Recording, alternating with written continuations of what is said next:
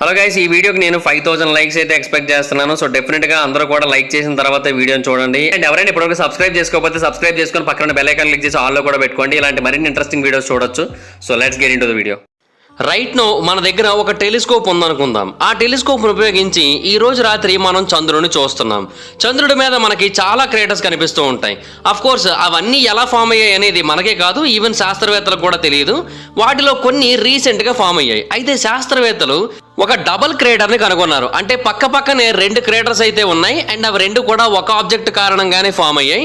దాన్ని కనుక మనం ఇప్పుడు మన టెలిస్కోప్ ద్వారా చూసినట్టయితే మనం కూడా చాలా ఆశ్చర్యపోతాం. అసలు ఏం జరిగిందంటే మార్చి నెలలో ఒక రాకెట్ చంద్రుడి మీద క్రాష్ అయింది. అండ్ ఆ రాకెట్ ఎవరిది అనేది ఇప్పటికీ కూడా ఒక మిస్టరీగానే మిగిలిపోయింది. ఆ రాకెట్ ఈ డబుల్ క్రేటర్ని క్రియేట్ చేసింది. ఒకవేళ ఏదైనా రెగ్యులర్ రాకెట్ కనుక అక్కడ పడినట్టయితే ఆ ప్రాంతంలో ఒక క్రేటర్ మాత్రమే ఫామ్ అవ్వాలి, అంతేకాని 2 క్రేటర్స్ ఎందుకు ఫామ్ అయ్యాయి? ఎందుకంటే ఒక స్టాండర్డ్ స్పేస్ రాకెట్ ఎలా ఉంటుంది, హెవీ ఇంజిన్ ఏమో ఒక సైడ్ ఉంటుంది, లైటర్ ఫ్యూయల్ ట్యాంక్ ఏమో ఇంకొక వైపు ఉంటుంది. కానీ ఏదైతే రాకెట్ ఇప్పుడు ఈ ప్రాంతంలో క్రాష్ అయిందో దానికి 2 హెవీ సైడ్స్ ఉన్నాయి. సో దాని కారణంగా ఈ డబుల్ క్రేటర్ అయితే ఫామ్ అయింది. అండ్ ఇది చాలా అంటే చాలా స్ట్రేంజ్ విషయం. అలా ఎలా ఫామ్ అయింది అనేది ఇప్పటికీ కూడా ఎవరికీ అర్థం కావడం లేదు. అయితే దీని యొక్క ఓనర్షిప్ని ఎవరు కూడా క్లెయిమ్ చేసుకోవట్లేదు. కొంతమంది ఏమంటున్నారంటే మేబీ ఇది ఒక లార్జ్ 3 టన్ రాకెట్ యొక్క పీస్, అది స్పేస్లో ఎన్నో ఏళ్లుగా ఆకాశంలో తిరుగుతూ ఉంది. బట్ ఫైనల్గా ఇప్పుడు చంద్రుడి మీద క్రాష్ అయింది. అయితే ఒకసారి క్రాష్ అయిన తర్వాత అది మళ్ళీ పైకి బౌన్స్ అయ్యి మళ్ళీ క్రాష్ అయింది. దాని కారణంగా 2 క్రేటర్స్ ఫామ్ అయి ఉండొచ్చు అనేది తెలియజేస్తున్నారు. బట్ ఆస్ట్రోనామర్స్ మొదట ఇది స్పేస్ ఎక్స్ కంపెనీకి చెందింది అయి ఉండొచ్చు అని అభిప్రాయపడ్డారు. బట్ ఆ కంపెనీ వాళ్ళు ఏమో అది మాది కాదని చెప్పేశారు. తర్వాత అది చైనా వాళ్ళది అయి ఉండొచ్చు అని అభిప్రాయపడ్డారు. ఎందుకంటే చైనా వాళ్ళు కూడా ఆ టైంకి రీసెంట్గా ఒక రాకెట్ని అయితే లాంచ్ చేశారు.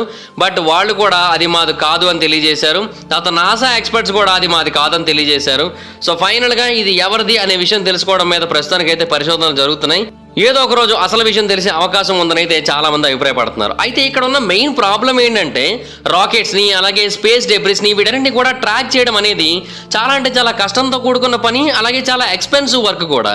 అందువలన కంపెనీస్ వాటి మీద ఎక్కువగా ఫోకస్ చేయట్లేదు. కానీ డెఫినెట్గా భవిష్యత్తులో మాత్రం వీటి మీద ఎక్కువ మొత్తంలో అమౌంట్, ఇన్ఫ్యాక్ట్ బిలియన్స్ ఆఫ్ డాలర్స్ని కేవలం స్పేస్లో ఉన్న చెత్తని మాత్రమే మానిటర్ చేయడానికి ఖర్చు పెట్టే అవకాశాలు, అవసరాలు అయితే రెండూ కనబడుతున్నాయి.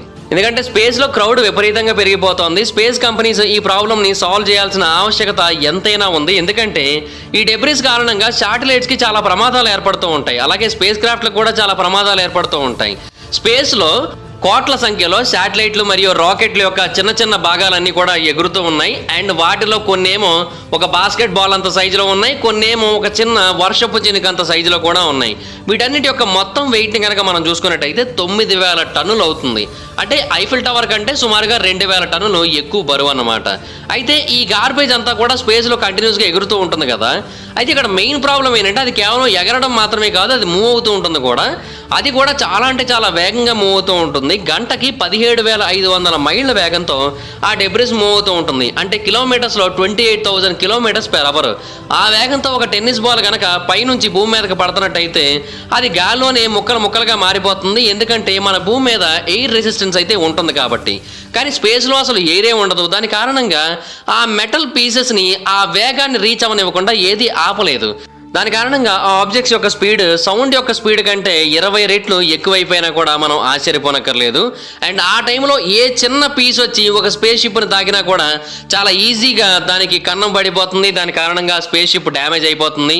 ఒకవేళ ఆ స్పేస్ షిప్ యొక్క గాజు ప్యానల్స్ మీద కనుక తగిలినట్టయితే ఇంకా ఈజీగా డ్యామేజ్ అయిపోతాయి అవన్నీ కూడా. వీటి కారణంగా ఆ స్పేస్ షిప్లో ఉన్న వాళ్ళందరూ కూడా ప్రమాదానికి గురవుతారు. బాస్కెట్ బాల్ అంత సైజులో ఉన్న ఒక మెటల్ పీస్ కనుక ఇంటర్నేషనల్ స్పేస్ స్టేషన్ కనుక కొట్టినట్టయితే ఈవెన్ ఇంటర్నేషనల్ స్పేస్ స్టేషన్ కూడా కూలిపై కింద పడిపోద్ది. ఇన్ఫ్యాక్ట్ ఇప్పటికే ఎన్నోసార్లు స్పేస్ డెబ్రిస్ కారణంగా ఎన్నో శాటిలైట్స్ క్రాష్ అయ్యాయి, డ్యామేజ్ అయ్యాయి, ఎక్స్ప్లోడ్ అయ్యాయి, ఇవన్నీ కూడా జరిగాయి. ఇక్కడ ఇంకొక ప్రాబ్లం ఏంటంటే అలాగే ఏదైనా ఒక శాటిలైట్ ఈ స్పేస్ డెబ్రిస్ కారణంగా పేలిపోయింది అనుకోండి, అలా పేలిపోయిన శాటిలైట్ మరికొన్ని వేల ముక్కలుగా విడిపోతూ ఉంటుంది. అది మళ్ళీ ఇంకెన్నో వేల శాటిలైట్స్కి, ఇంకెన్నో వేల స్పేస్ ఆబ్జెక్ట్స్కి ఇబ్బందిని, ప్రమాదాన్ని కలిగిస్తూ ఉంటుంది.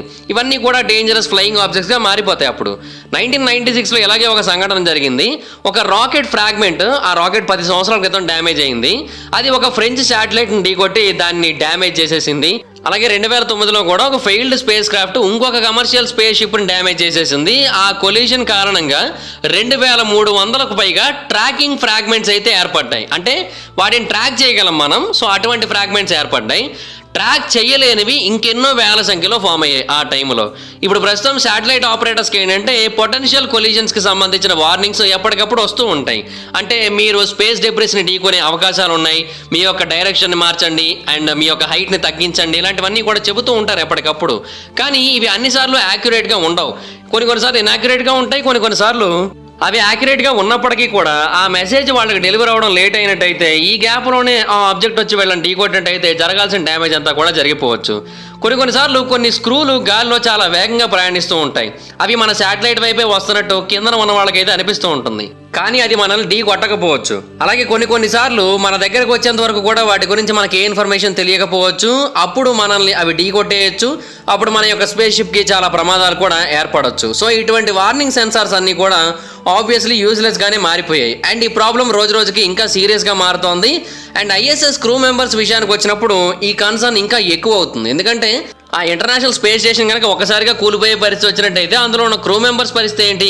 ఆ స్పేస్ క్రాఫ్ట్ వాళ్ళకి స్పేస్లో ఉండడానికి గ్యారంటీని అయితే ఇస్తుంది, కానీ అంత ఎత్తు నుంచి భూమి మీద పడితే ప్రాణాలతో ఉంచుతుందన్న గ్యారంటీని అయితే ఇవ్వదు కదా. అలాగే ఫ్లయింగ్ డెబ్రిస్ నుంచి కూడా వాళ్ళకి ఎటువంటి గ్యారంటీ ఉండదు. సో ఆ ఫ్లయింగ్ స్టేషన్ వాళ్ళని అంతగా కాపాడలేదు. కాకపోతే దానికి ఎటువంటి డెబ్రిస్ వచ్చి ఢీ కొట్టనంత వరకు కూడా అదైతే అందులో ఉన్న వాళ్ళందరినీ కూడా కాపాడుతుంది. అదైతే మాత్రం క్లియర్గా చెప్పొచ్చు. కానీ సీటు కింద అణుబాంబు పెట్టుకుని కూర్చున్నట్టే ఉంటుంది కదా, ఎప్పుడు ఏం జరుగుతుందో తెలియని సిచ్యువేషన్లో ఉన్నప్పుడు. ఎందుకంటే ఆ మెటీరియల్ ఎలా వస్తుందో తెలియదు, దాని డైమెన్షన్స్ ఏంటో తెలియదు, టూ రిస్కీ సిచ్యువేషన్. అందుకని అప్పుడప్పుడు ఆస్ట్రోనమర్స్ ఏం చేస్తారంటే పిజ్జా బాక్స్ మెథడ్ అనే ఒక విధానాన్ని అయితే ఉపయోగిస్తూ ఉంటారు. ఇది ఒక ఇమాజినరీ స్క్వేర్ యొక్క అన్అఫిషియల్ నేమ్.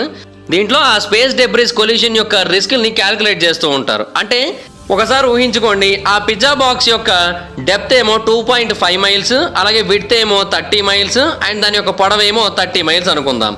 దీంట్లో మనం ఎంటైర్ ఇంటర్నేషనల్ స్పేస్ స్టేషన్ని పెట్టేయచ్చు మనం. అండ్ అది పెట్టగా కూడా ఇంకా ఎక్కువగానే స్పేస్ అయితే మిగులుతుంది మనకి. ఒకవేళ ఏదైనా ఒక స్పేస్ ఆబ్జెక్ట్ కనుక ఆ బాక్స్ యొక్క ఎడ్జ్ కనుక వస్తున్నట్టయితే క్రూ మెంబర్స్ ఇమీడియట్గా ప్లాన్ ఆఫ్ యాక్షన్ని డెవలప్ చేసుకోవాల్సి ఉంటుంది. అంటే ఆ బాక్స్ రేడియస్ చాలా పెద్దగా ఉంటుంది స్టేషన్తో కంపేర్ చేసినట్టయితే, కాబట్టి మనకి టైం అయితే ఉంటుంది. సో అప్పుడు డెబ్రిస్ ట్రాజెక్టరీని మనం చాలా ఈజీగా క్యాలిక్యులేట్ చేయొచ్చు. అప్పుడు మనం దాని నుంచి తప్పించుకోవడానికి ఇమీడియట్గా చేంజెస్ అయితే చేసుకోవచ్చు. అంటే ఆ స్పేస్ స్టేషన్ యొక్క హైట్ని తగ్గించడమో, లేదంటే పెంచడమో, లేదంటే డైరెక్షన్ని మార్చడమో, లేదంటే లెఫ్ట్కో రైట్కో మూవ్ చేయడమో, ఇలాంటివి ఏమైనా చేయొచ్చు అనమాట. ఆపరేటర్స్ ఇమీడియట్గా ఆ డెబ్రిస్ గురించి సిగ్నల్ అయితే రిసీవ్ చేసుకుంటారు. ఆ బాక్స్ యొక్క ఎడ్జ్కి రాగానే ఇమీడియట్గా ఆ డేటాకి తగ్గట్టుగా క్రూ మెంబర్స్ అయితే రియాక్ట్ అవుతూ ఉంటారు. కానీ ప్రాబ్లం ఏంటంటే ఒకవేళ వస్తున్న ఆబ్జెక్ట్ పెద్దదైతే పర్లేదు, కానీ వస్తున్న ఆబ్జెక్ట్ చిన్నదైతే మాత్రం ఇంటర్నేషనల్ స్పేస్ స్టేషన్ ఎలా మూవ్ అవ్వాలి, ఏం చేస్తే దాని నుంచి తప్పించుకోవచ్చు, ఇటువంటి ప్లానింగ్స్ వేయడం కొంచెం కష్టమైపోతుంది. అండ్ ఆ టైంలో ఆస్ట్రోనాట్స్ అందులోంచి బయటకు రావడం కూడా చాలా కష్టమే. అండ్ ఏదైనా ప్రాబ్లం వచ్చినట్టయితే వాటికి రిపేర్ చేయడం కూడా చాలా కష్టమే. ఒకవేళ చాలా పెద్దది ఏదైనా కనుక వచ్చినట్టయితే అప్పుడు ఎన్ని చేంజెస్ చేసినప్పటికీ కూడా కష్టమే. ఫర్ ఎగ్జాంపుల్ ఒక రాకెట్ ముక్కలైపోయింది అంటే అది ఎన్నో వేల భాగాలుగా విడిపోతూ ఉంటుంది కదా, కానీ కొన్ని భాగాలు ఏంటంటే చాలా పెద్దగా ఉంటాయి. అటువంటిది ఏదైనా ఇంటర్నేషనల్ స్పేస్ స్టేషన్ వైపు దూసుకొస్తుందంటే మనం ఎన్ని మార్పులు చేసినప్పటికీ కూడా మనకు ఉపయోగం అయితే ఏమీ ఉండదు.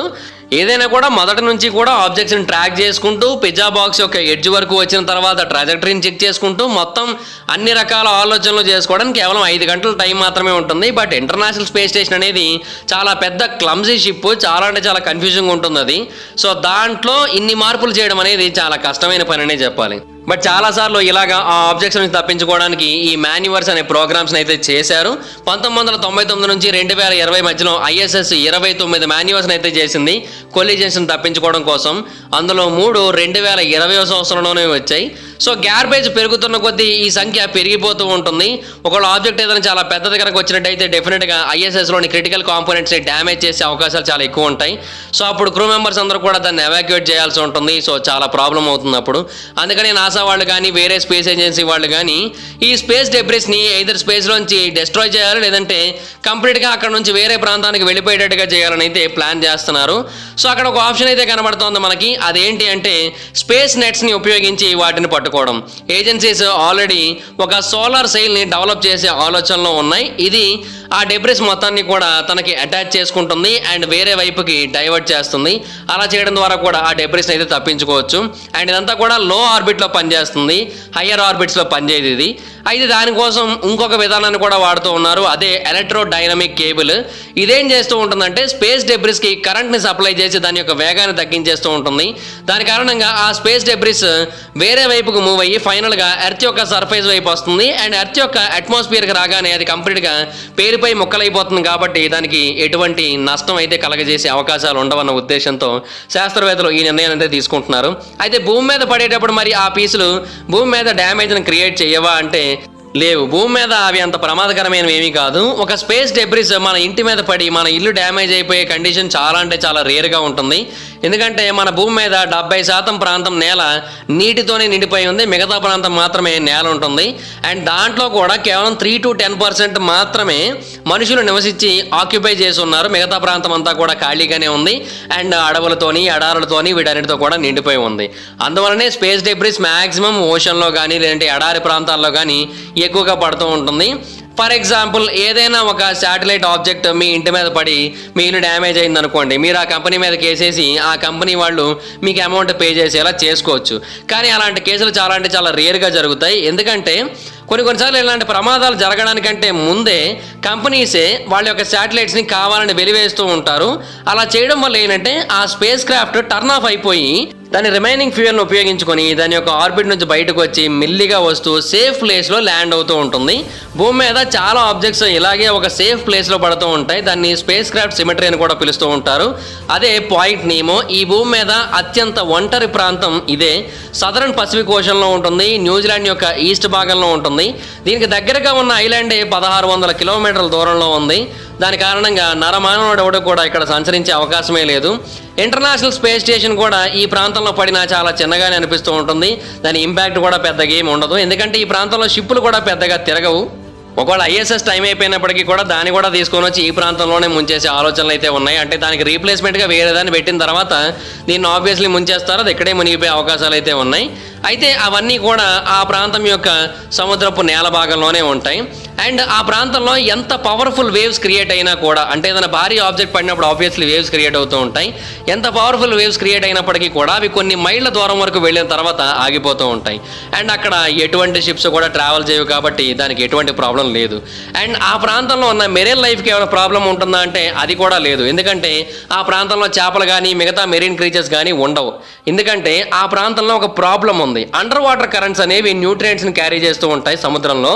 అండ్ దాని కారణంగానే చిన్న చిన్న లివింగ్ క్రీచర్స్ లైక్ ఫోటోప్లాంక్టన్ అలాగే వేరే ఆర్గానిజమ్స్ వాటికి అవి ఫుడ్ని ఫీడ్ చేసుకుంటాయి.